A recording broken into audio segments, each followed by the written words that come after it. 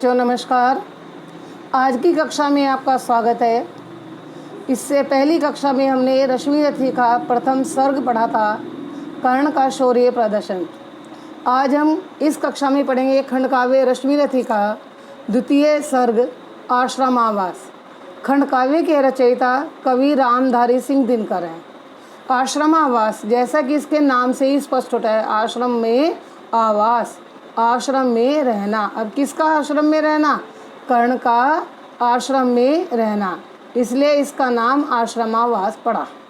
तो बच्चों, यह प्रश्न आता है पेपर में आपका किस तरह से कि या तो पात्रों के में कर्ण का चरित्र चित्रण लिखिए, गुरु परशुराम का चरित्र चित्रण लिखिए, माता कुंती का चरित्र चित्रण लिखिए, अथवा आप रश्मि रथी खंड काव्य के द्वितीय सर्ग का सारांश लिखिए। खंड काव्य रश्मि रथी के प्रथम सर्ग का सारांश लिखिए। खंड काव्य के आधार पर कर्ण का आश्रमावास स्पष्ट कीजिए। ये आपके प्रश्न आते हैं।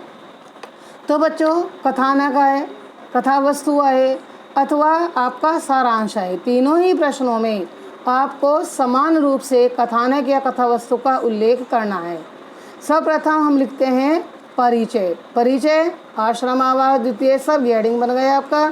अब क्या लिखेंगे कि रश्मि रथी खंड काव्य का द्वितीय महत्वपूर्ण सर्ग आश्रमावास है। इसके रचयिता कवि रामधारी सिंह दिनकर हैं। कवि दिनकर ने इस सर्ग में कर्ण का गुरु परशुराम के पास जाकर धनुर्विद्या सीखना और अपने छल के प्रकट होने पर कर्ण का गुरु परशुराम के द्वारा शापित होना की घटनाओं का उल्लेख किया गया है।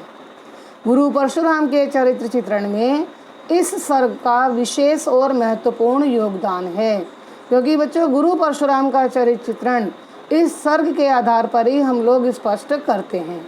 अब आता है कथानक या कथा वस्तु। कथानक या कथा वस्तु लिखते हैं हम कि सर्वप्रथम इसमें क्या है, सर्वप्रथम कथानक या कथा वस्तु में लिखेंगे कि कर्ण का गुरु परशुराम के पास जाना और धनुर्विद्या सीखना। कर्ण अन्य क्षत्रिय राजकुमारों को धनुर्विद्या, शस्त्र अस्त्र संचालन की विद्या सीखते हुए देखकर मन में अत्यंत कुंठित होते हैं, क्योंकि उन्हें भी अपने पिता की तरह से किसी क्षत्रिय के रथ का सारथी बनना अच्छा नहीं लगता। इसीलिए वे गुरु परशुराम के पास उनके आश्रम में जाते हैं। गुरु परशुराम का परिचय यहाँ आरंभ में ही आता है कि हिमालय की तलहटी में आश्रम बनाकर गुरु परशुराम रह रहे हैं। उनकी आयु लगभग 300 वर्ष है। 300 वर्ष क्यों कहा?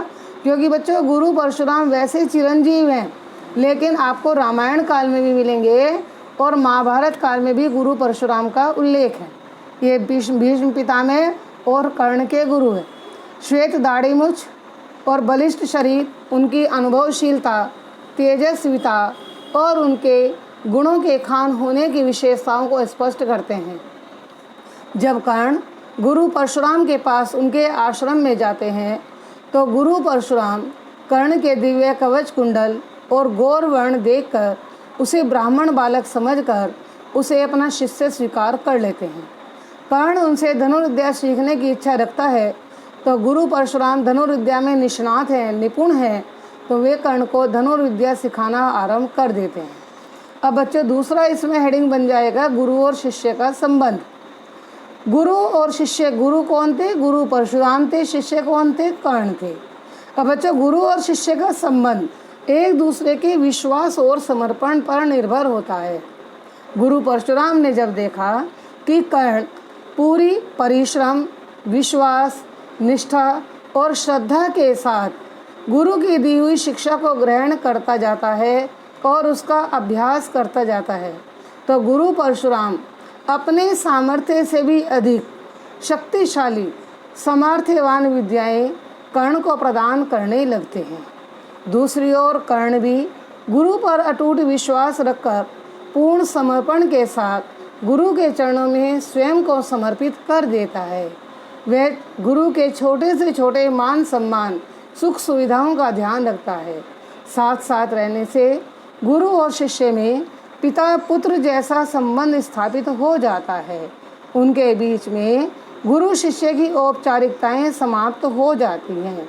धीरे धीरे शिक्षा अंतिम चरण की ओर चल रही है कि अचानक एक घटना घट जाती है। यहाँ आपका तीसरा हेडिंग आता है बेटा, कीट के जांग में घुसने पर रक्त प्रवाह और गुरु की चिंता। कि एक बार गुरु परशुराम कर्ण की गोद में सिर रखकर सोए हुए थे कि अचानक एक कीट, जिसे आप जों का आदि भी कहते हैं, वह कर्ण की जांग या उसके मांसल भाग में, टांग के मांसल भाग में जंघा में घुस जाता है और वहाँ से वह घाव करता है जिससे रक्त या खून बहने लगता है। गुरु की नींद न उचट जाए इसलिए कर्ण स्थिर बैठे रहते हैं कि अचानक कर्ण का रक्त प्रवाह गुरु की पीठ का स्पर्श करता है। जब गुरु को कर्ण के गर्म रक्त का स्पर्श मिलता है वे तुरंत खड़े हो जाते हैं और कर्ण के इस स्थिति को देखकर चिंतित होते हैं। सर्वप्रथम वे दौड़कर कर्ण के घाव पर एक नखरंजनी नामक जड़ी लगाकर रक्त को रोकने का प्रयास करते हैं। फिर कर्ण की ओर देखते हैं और कहते हैं, हे कर्ण, तुम्हें पीड़ा हो रही होगी, तुम ऐसे कैसे स्थिर बैठे रहे, तुम्हें चिंता हो रही होगी, अरे कितना रक्त बह गया। एक पिता की तरह से कर्ण के प्रति गुरु परशुराम की चिंता कर्ण के सम्मुख प्रकट हो रही थी। कर्ण तब भी यही कहते रही कि यह कोई असहनीय पीड़ा नहीं थी। यह स्थिति देखकर गुरु परशुराम को चिंता हुई। उन्होंने चिंतन किया कि वास्तव में कर्ण कोई ब्राह्मण बालक नहीं है, वह क्षत्रिय है, क्योंकि ब्राह्मण ज्ञानी हो सकता है, सामर्थ्यवान हो सकता है, लेकिन ब्राह्मण बालक इतना धैर्यशाली, इतना स्थिर नहीं रह सकता। यह गुण तो एक क्षत्रिय के है जो असंख्य घाव सहने के बाद भी स्थिर होकर युद्ध करता रहता है। वे कर्ण के मुखमंडल पर अपनी दृष्टि गड़ा देते हैं और कर्ण से उसका परिचय पूछते हैं।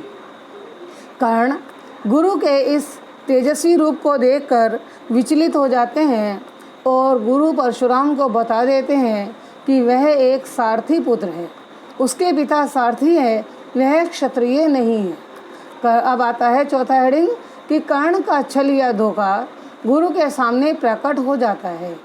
जब गुरु परशुराम को पता चल जाता है कि कर्ण ने गुरु परशुराम को छल किया है, धोखा दिया है, तो गुरु परशुराम अत्यंत दुखी होते हैं। वे कर्ण से कहते हैं कि हे कर्ण, पहले भी मुझे एक शिष्य ने धोखा दिया था, तभी मैंने प्रतिज्ञा की थी कि मैं ब्राह्मण बालक के अतिरिक्त किसी अन्य को शिक्षा प्रदान नहीं करूँगा। आज छल और धोखे को प्रकट करके तुमने मुझे फिर ठग लिया, फिर मेरे से शिक्षा प्राप्त कर ली। कर्ण लज्जित हो जाते हैं, गुरु से बार बार क्षमा याचना करते हैं, लेकिन गुरु परशुराम एक अचल, अड़िग, दृढ़, निष्पक्ष, न्यायकर्ता गुरु थे। वे कर्ण को शाप देते हैं, सिखलाया ब्रह्मास्त्र तुझे जो, सिखलाया ब्रह्मास्त्र तुझे जो, काम नहीं वह आएगा, है मेरा है शाप समय पर, उसे भूल तू जाएगा, उसे भूल तू जाएगा। और कर्ण इस शाप को स्वीकार कर लेता है, लेकिन गुरु परशुराम कहते हैं कि हे कर्ण, अब तुम इस आश्रम में रहने की योग्यता समाप्त कर चुके हो, तुम्हें यहाँ से जाना होगा। कर्ण गुरु के चरणों में अश्वों का दान देकर धीरे धीरे उस आश्रम से प्रस्थान करने लगते हैं और सर्ग यहीं समाप्त हो जाता है। बच्चों, आज की कक्षा में हमने रश्मिरथी खंड काव्य का द्वितीय सर्ग पढ़ा। इस सर्ग का कथानक आपके अन्य सर्गों की भांति ही 5 अंक के प्रश्न में आएगा। आप इसे भली भांति तैयार कर लेंगे और अपने अच्छे अंकों की ओर दृढ़ निश्चितता बनाए रखेंगे। धन्यवाद।